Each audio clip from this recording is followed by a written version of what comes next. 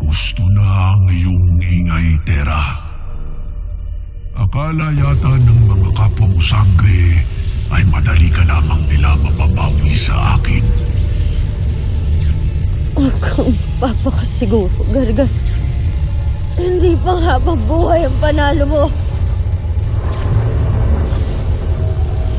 Mawawakasan din ang kasamaan mo. Mawawakasan din ang kasamaan mo! Sheda!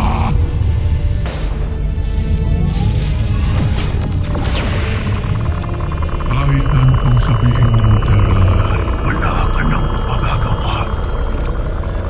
Kaya't makabubuti pa kung hindi ka na mag-aaksaya ng oras at lakas. What the heck? So tama nga ang kutob kong nasa loob ng dyan na yan si Tera. Panginoon, kung nagawa ninyong ikulong ang Eve Tree ni Tera sa loob ng Brilyante, baka naman pwede niyong kunin ang Eve Tree ni Olgana. Bagamat hindi siya isang diwatay, matatag ang paniniwala niya sa inyo, Panginoon. Saur, maghunos-tili ka muna sa iyong mga hinihiling at mayroon pa akong mas mahalagang kailangang matupagin. Patawad, Panginoon.